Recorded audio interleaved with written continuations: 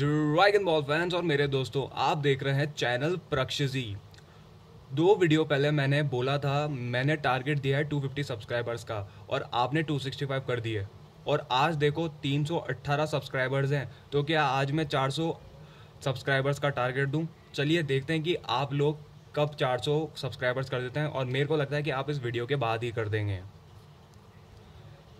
और एक और बात, मैं इसके बाद जो वीडियो होगा, जो मैं अगला वीडियो डालूंगा, वो होगा 13 मिनट का।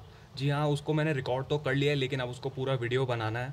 और 13 मिनट का वीडियो, और वो बहुत मतलब कि आपका दिल छू जाएगा कहीं ना कहीं। और पहले ही बता दूं, क्योंकि 13 मिनट का वीडियो और पहली बार ट्राई कर रहा हूँ 13 मिनट का वीडियो, तो आप ज़रूर देखिएगा, ज़रूर ज़रूर ज़रूर देखिएगा वो वीडियो, क्योंकि कहीं ना कहीं आपको वो दिल छुएगा। और वो है ड्रैगन बॉल जी फैंस के लिए, जो बचपन से ड्रैगन बॉल जी देखते हुए आ रहे हैं।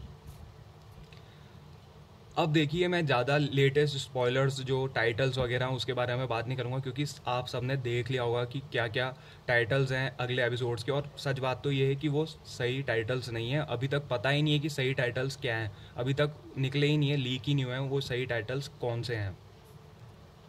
तो बस मैं बताऊंगा कि मैं क्या सोचता हूँ कि इन एपिसोड्स के अंदर क्या क्या होने वाला है। तो एपिसोड 97 से स्टार्ट करते हैं। अपन ने जो देखा कि गोकू और जिरन भिड़ने ही वाले हैं।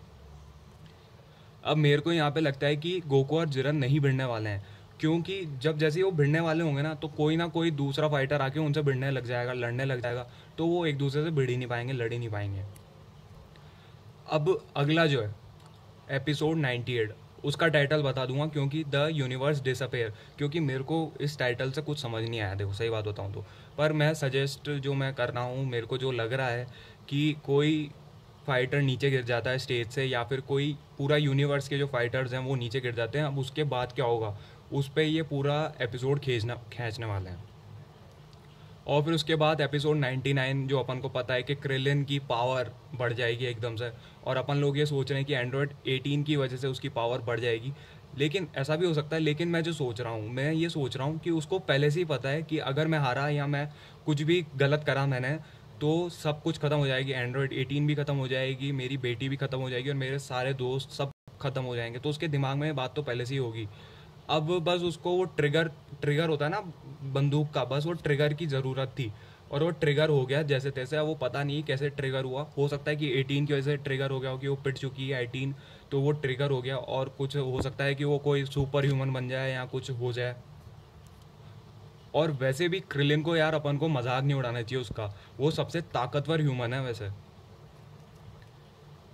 फिर उसके बाद आया था द बर्सक वॉरियर अवेकन। तो भाई साहब, बरसक का मतलब क्या होता है? बरसक का मतलब होता है निडर।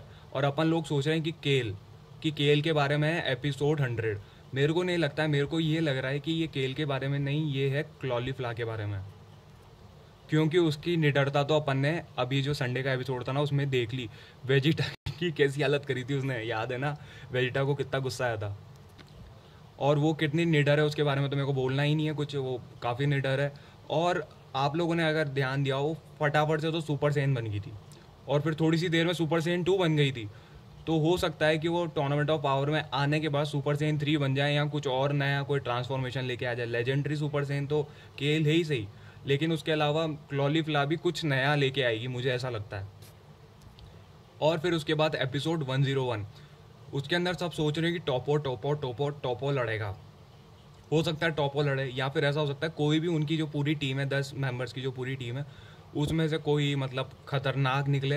हो सकता है कि जिरन से भी खतरनाक हो कोई। मतलब एक बात सोचने वाली बात है ना यार, कि जिरन को हमेशा से स्टार्टिंग से कैसे फोकस कर रहे हैं।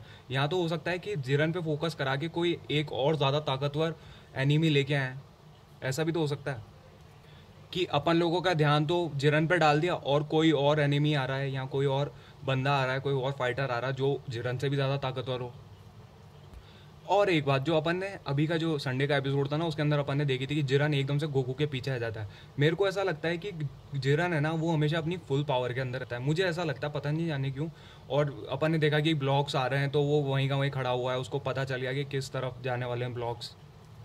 90% चांस है कि मैं इस बात पे गलत हूँ कि जिरन हमेशा फुल पावर में रहता है, लेकिन हो भी सकता है। अब यहाँ पर मेरे बात में एक दिमाग आई, क्या बोला मैं, मेरे दिमाग में एक बात आई कि टूर्नामेंट ऑफ पावर सच में यार एक्चुअली में क्यों हो रहा है। अपन लोगों को इतना पता है कि अपने एकदम से दिमाग में आ जाता है, अरे मॉर्टल लेवल कम है ना सभी यूनिवर्स का, इस वजह से टूर्नामेंट ऑफ पावर हो रहा है। लेकिन टूर्नामेंट ऑफ पावर सिर्फ इस वजह से हो रहा है कि मॉर्टल लेवल कम है और जो हार जाएगा उसके यूनिवर्स वो सब खत्म हो जाएंगे। यार ये तो मतलब लॉजिक नहीं बनता है। क्योंकि देखो, अगर कोई राजा, दो राजा हैं, एक कम हल्का राजा है और एक है ताकतवर, एक हल्का राजा और एक ताकतवर राजा है, तो ताकतवर राजा हल्के राजा के ऊपर शासन कर सकता है। जैसे कि मान लीजिए फ्रीजा ने सेयन्स के ऊपर बॉस बन गया था, राजा बन गया था सेयन्स का, तो वो उनके ऊपर शासन कर रहा था, उनको पकड़ लिया था उसने। यानी कि कमज़ोर के ऊपर हुक्म चला सकता है एक ताकतवर, पर ताकतवर ज़रूरी नहीं है कि पूरे सारे जो कमज़ोर हैं उनको मार देगा। ये बात तो देखो यार, लॉजिक बनता है ना। और एक और बात, जब यूनिवर्स 6 और यूनिवर्स 7 का टूर्नामेंट हो रहा था, जब हिट और गोकू वगैरह सब लड़ रहे थे, उसके बाद जब वो ख़त्म हो गया था, तो एकदम से जीनो को आने की ज़रूरत क्या पड़ी? सच में रीज़न क्या था जीनो का वहाँ पर आने का? ज़रूरी है क्या कि यूनिवर्स 6 और यूनिवर्स 7 ही इतने इंटरेस्टिंग है और जितने सारे यूनिवर्स है वो भी तो कहीं इंटरेस्टिंग है? तो मुझको ऐसा लग रहा है कि कोई ना कोई, मतलब यहाँ तो ग्रेट प्रीस्ट या जीनो कुछ ना कुछ छुपा रहे हैं।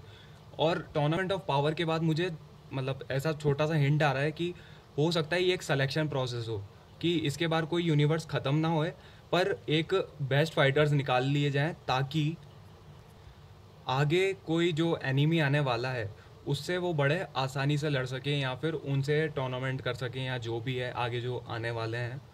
और यहाँ पर जो 6 एंजल्स हैं जिनके यूनिवर्स ख़त्म हो गए, उनका क्या हुआ? ये सबसे बड़ा क्वेश्चन है। वो 6 एंजल्स कहाँ पर हैं, उनके बारे में तो कुछ पता ही नहीं। हो सकता है कि जो फाइटर्स, जो बेस्ट फाइटर्स होंगे इस टूर्नामेंट ऑफ पावर के, उनसे लड़ाएं 6 एंजल्स से, हो सकता है। और अगर अपन ये सोच रहे हैं कि जो पावरफुल यूनिवर्स है, जो 4 ताकतवर यूनिवर्स हैं जो टूर्नामेंट ऑफ पावर में नहीं लड़ रहे हैं, अपन को ये लग रहा है कि टूर्नामेंट ऑफ पावर के बाद गोकू उनसे जाके लड़ेगा, तो ऐसा नहीं होने वाला है। क्योंकि इससे पहले कुछ और आर्क आएगा, 101% आएगा, ज़रूर आएगा, देखना। मुझे ऐसा क्यों लगता है? मुझे ऐसा इसलिए लगता है क्योंकि देखो, बैटल ऑफ गॉड्स आया जिसके अंदर बीरस का इंट्रोडक्शन हुआ, ठीक है। उसके बाद एकदम से एनीमे आ गया, जैसे कि फ्रीजा आ गया। फिर उसके बाद वापस से यूनिवर्स 6 और यूनिवर्स 7 का टूर्नामेंट हुआ। फिर उसके बाद वापस से एनीमे आ गया, ब्लैक गोकू आ गया। फिर उसके बाद वापस से टूर्नामेंट ऑफ पावर आ गया। तो हो सकता है इसके बाद वापस से एक दुश्मन आ जाए, एक विलन आ जाए। तो आशा करता हूँ आपको मेरा वीडियो पसंद आया होगा, और मैंने एक अलग तरह की थ्योरी दी ताकि आप लोगों को भी लगे हाँ यार ऐसा भी हो सकता है, ये हर इंसान की तरह नहीं बता रहा है, कुछ अलग है। तो मैंने इस वजह से ये वीडियो थोड़ा अलग तरह से बनाया कि थोड़ी अलग थ्योरीज दी।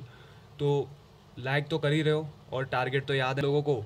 और मेरा जो अगला वीडियो है 13 मिनट वाला, उसे ज़रूर देखिएगा। अब मिलते हैं उस 13 मिनट वाले वीडियो के अंदर ही। ड्रैगन बॉल फैंस और मेरे दोस्तों, आप देख रहे हैं चैनल प्रक्षजी। 2 वीडियो पहले मैंने बोला था, मैंने टारगेट दिया है 250 सब्सक्राइबर्स का, और आपने